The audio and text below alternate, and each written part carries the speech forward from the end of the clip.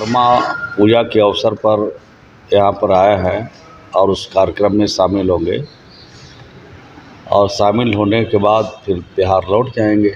लगातार बिहार में योजनाओं की कटौती हो रही है, बिहार की उपेक्षा हो रही है और बिहार के साथ सौतेलेपन व्यवहार हो रही है, जिसको लेकर काफ़ी सारे लोग चिंता में हैं। इस चिंता को भारत सरकार को दूर करना चाहिए। दूसरी बात, उसका नाम है केंद्र प्रायोजित योजना, प्रधानमंत्री आवास योजना, और राज्यों को भी 40% उसमें लगाना पड़ता है। तो कैसा केंद्र प्रायोजित योजना है? जब राज्यों को कुछ नहीं लगाना पड़े तभी ना उसको कहा जा सकता है कि ये केंद्र प्रायोजित योजना है। तो इस प्रकार से राज्य के साथ भेदभाव हो रहा है और जितनी अपेक्षाएं थी विकास के लिए उतना नहीं हो पा रहा है। हम लोग तो गांव को स्मार्ट बना रहे हैं और ये जो लोग शहर को स्मार्ट बनाने वाले जो लोग दिल्ली में बैठे हैं वो शहर को स्मार्ट बना रहे हैं। जब तक गांव स्मार्ट नहीं होगा तब तक राष्ट्रपिता महात्मा गांधी का सपना साकार नहीं होगा।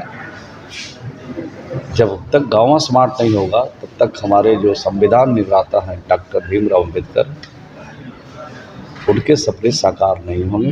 तो भारत सरकार को इस पर ध्यान देना चाहिए।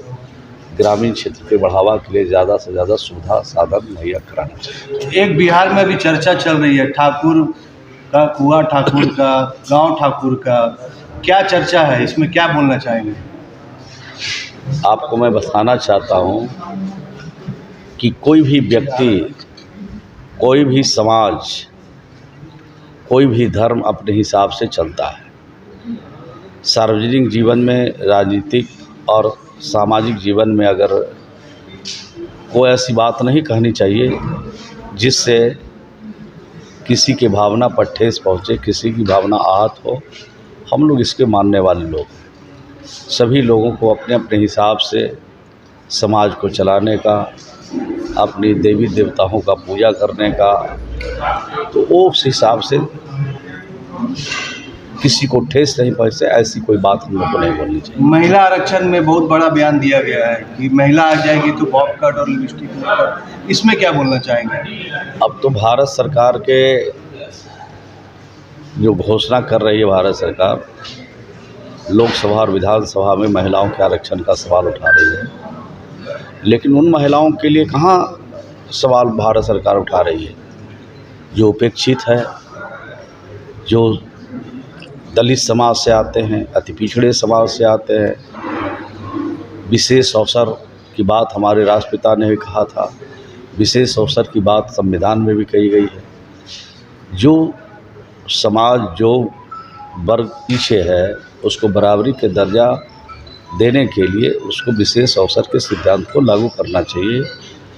महिलाओं में भी जो ओबीसी के लोग हैं, आदिवासी जो लोग हैं, जो दलित लोग हैं, उनको विशेष अवसर देना चाहिए। आपकी पार्टी कितने लोगों को टिकट देगी इस बार की महिला? अब तो जब लागू हो जाएगा तो लागू होगा, इंतजार क्यों? आप जब इतना बात बोल रहे हैं तो आप शुरुआत कीजिएगा तब ना। आपको मालूम है कि 2006 में बिहार में महिलाओं को 50% का आरक्षण त्रिस्तरीय पंचायतों में हम लोग ने दिया और 2007 में जो नगर निकाय के चुनाव में है उसमें 50% का आरक्षण दिया।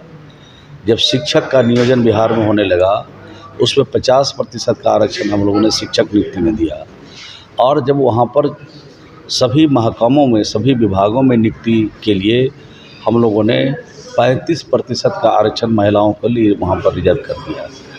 तो हम तो ये काम पहले से करते आ रहे हैं। संदेह तो उन पर है जो कहते कुछ है करते कुछ है। हमारा तो बिल्कुल सारी चीज़ें देखी हुई है, परखी हुई है, समझी हुई है और हमने उसको लागू करके दिखाया है। और जो लोग अब घोषणा कर रहे हैं उन पर संदेह है कि लागू करेंगे कि नहीं। मंत्री जी, बिहार हमेशा